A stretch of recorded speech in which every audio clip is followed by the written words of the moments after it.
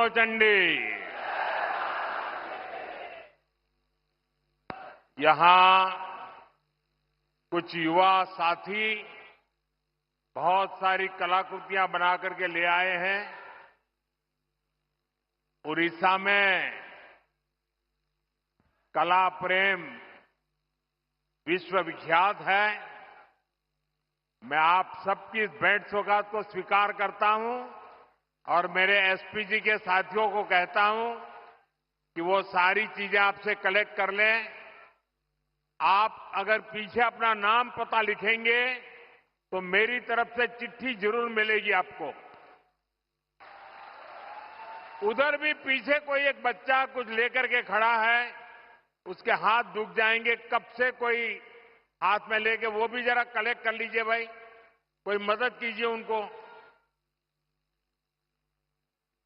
अगर आपने पीछे अपना नाम लिखा है तो मैं आपको जरूर चिट्ठी लिखूंगा। मैं आपके इस प्यार के लिए, इस कलाकृति को तैयार करने के लिए आप सब युवकों का, युवतियों का, छोटे छोटे बालकों का हृदय से आभार व्यक्त करता हूं।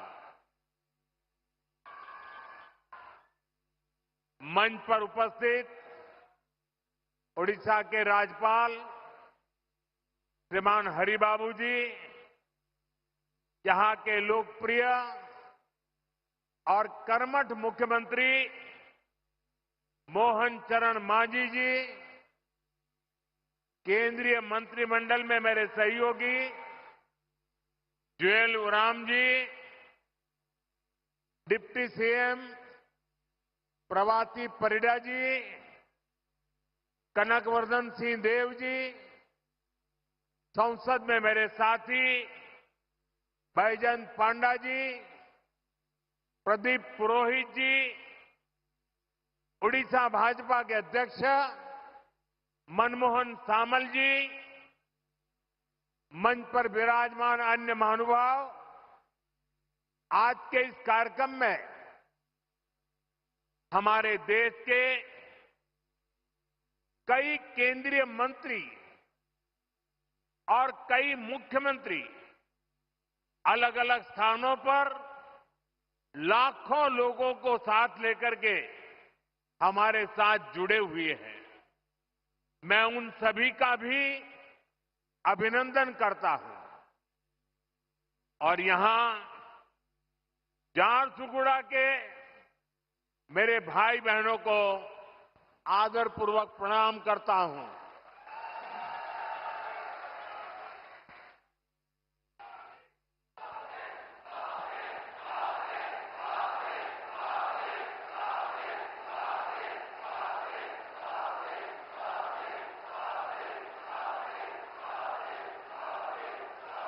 आपके इस प्यार के लिए मैं आपका आभार व्यक्त करता हूं। एठी उपस्थितो समस्त मान्यगण्यों व्यक्ति मानंको मोर जोहार।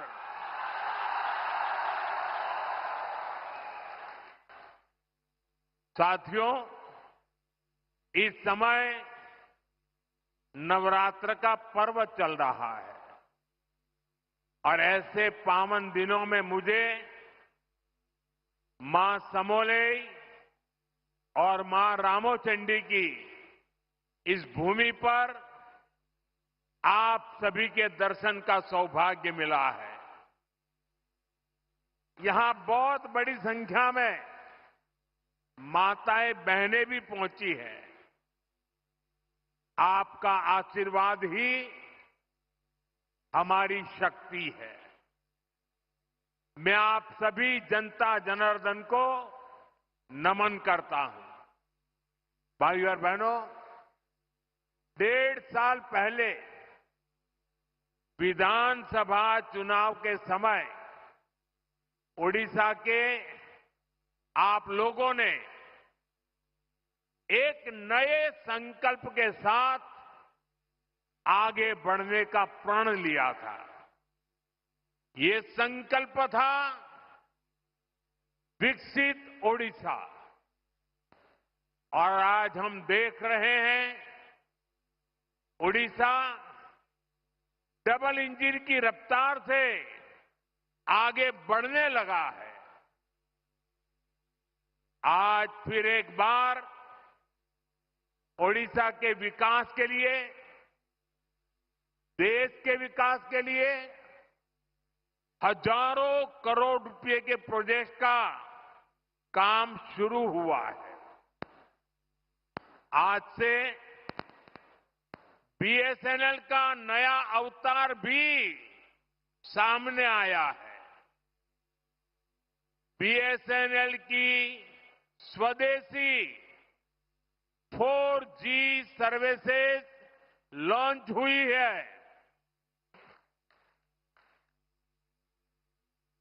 देश के अनेक राज्यों में आईआईटी के विस्तार का काम भी आज से शुरू हो रहा है। इसके अलावा ओडिशा में शिक्षा, कौशल और कनेक्टिविटी से जुड़े अनेक प्रोजेक्ट्स का शिलान्यास और लोकार्पण भी हुआ है। थोड़ी देर पहले ही बरहमपुर से सूरत के लिए आधुनिक अमृत भारत ट्रेन को हरी झंडी दिखाई गई है। और आप भी जानते हैं कि सूरत के साथ आपका जुड़ना कितना महत्वपूर्ण है। इस क्षेत्र का कोई गांव ऐसा नहीं होगा कि जहां के लोग सूरत में न रहते हो। और कुछ लोग कहते हैं कि पश्चिम बंगाल में जितने उड़िया लोग हैं, उसके बाद सबसे ज्यादा उड़िया लोग गुजरात में रहते हैं, सूरत में रहते हैं। आज उनके लिए ये सीधी रेल सेवा शुरू हुई है। विकास के इन सारे कार्यों के लिए मैं आप सभी लोगों को, उड़ीसा वासियों को बहुत बहुत बधाई देता हूं। और आज सूरत में हमारे रेल मंत्री भी इसी कार्यक्रम में उपस्थित है। वहां सभी उड़िया बंधु वहां इकट्ठे हुए हैं। साथियों, भाजपा सरकार गरीब की सेवा करने वाली, गरीब को सशक्त करने वाली सरकार है। हमारा बहुत जोर गरीबों को, दलितों को, पिछड़ों को, आदिवासियों को मूल सुविधाएं पहुंचाने पर है।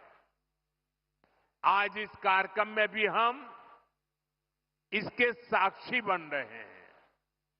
मुझे अभी यहां अंत्योदय गृह योजना के लाभार्थियों को स्वीकृति पत्र सौंपने का अवसर मिला।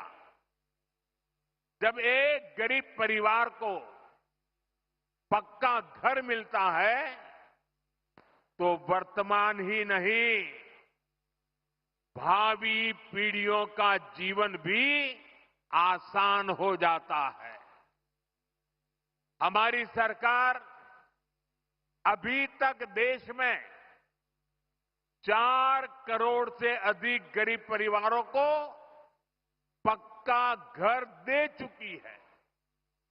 ओडिशा में भी हजारों घर बनाने का काम तेजी से चल रहा है।